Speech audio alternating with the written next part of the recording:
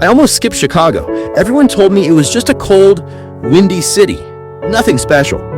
They were wrong. In one trip, I checked off 12 things on my bucket list that I didn't even know existed.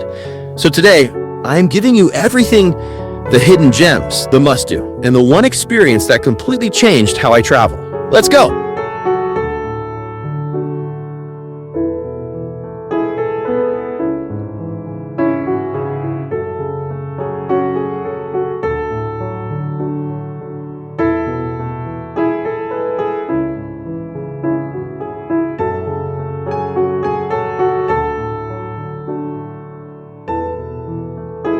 By the end of this video, you'll have a complete Chicago bucket list, and I am going to show you exactly how to see it all without wasting a single day.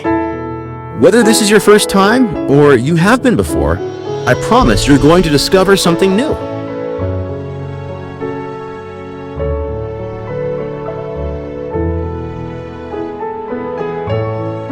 Let's start with the one experience I didn't expect to be the highlight of my entire trip, the Architecture River Cruise.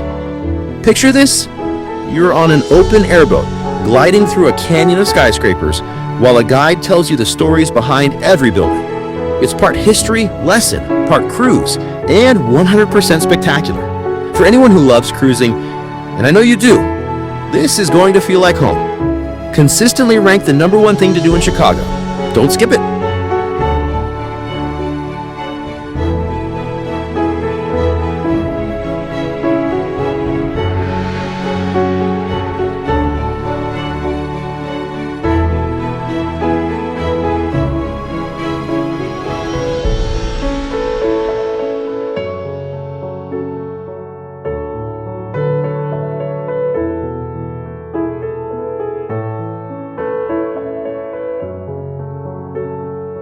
Next up, Millennium Park, home to one of the most photographed landmarks in the country.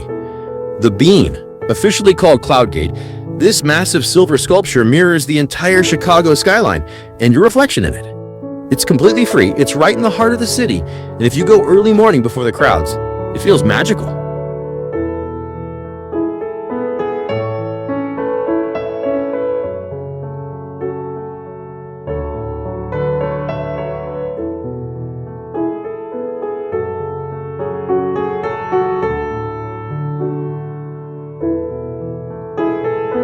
Now, if you want to see Chicago from above, you've got two options. And here's the honest truth.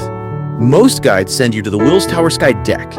And yes, the glass ledge extending 1,353 feet above the street is terrifying in the best way. But my personal favorite, 360 Chicago in the former John Hancock building. You're closer to Lake Michigan, the views are wider, and they have something called the tilt experience where the glass actually tilts outward. If you're brave enough, and I barely was, it's unforgettable.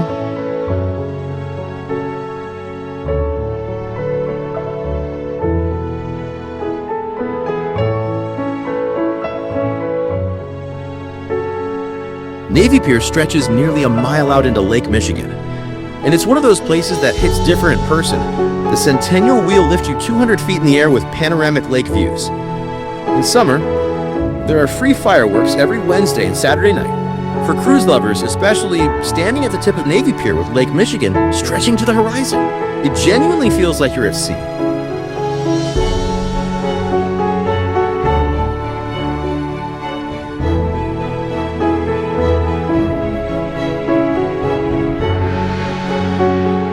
Chicago's museums are genuinely world-class, and most of them sit right along beautiful Lake Michigan.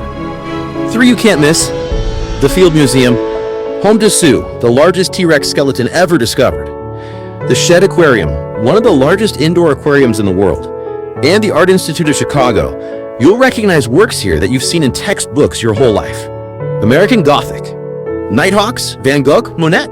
Pro tip: buy the Chicago City Pass. It bundles multiple attractions and saves you money, and skip the line privileges.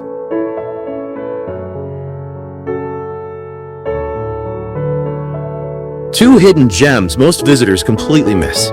First, Garfield Park Conservatory. It's over 100 years old, completely free, and inside you'll find tropical palms, ferns, and desert plants from around the world.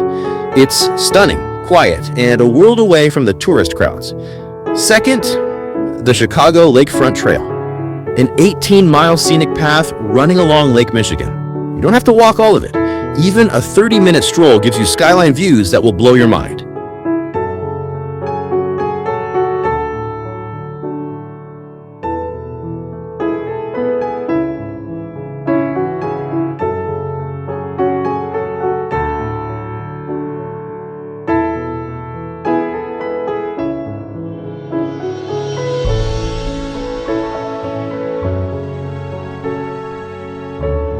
Okay, we need to talk about the food because Chicago is an elite food city. 3 things you must eat. Number 1, the Chicago-style hot dog from Portillo's, loaded with toppings, mustard, relish, sport peppers, pickle, but absolutely no ketchup. I'm serious, don't ask for it. Number 2, Italian beef sandwich. It looks simple, but it's life-changing. Number 3, deep dish pizza. Yes, it's worth the hype. Try Giordano's or Lou Malnati's.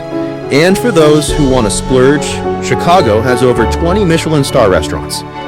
Plan ahead and book early.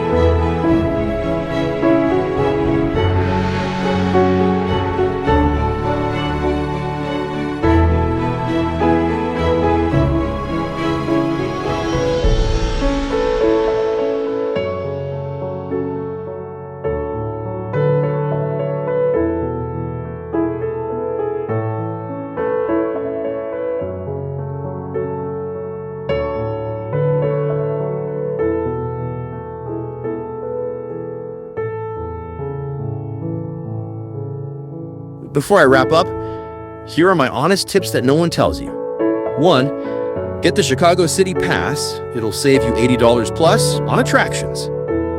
2, the Magnificent Mile on Michigan Avenue is incredible for shopping and people watching, but walk toward the Tribune Tower and look closely. It has stones embedded from the Great Wall of China, the Taj Mahal, and the Egyptian pyramids. 3, visit early. Chicago's top spots get crowded by 10 a.m.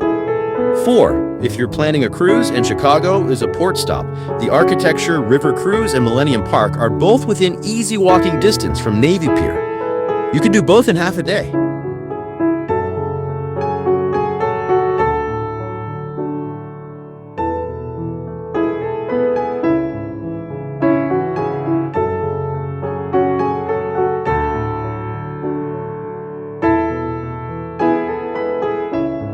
Have you visited Chicago?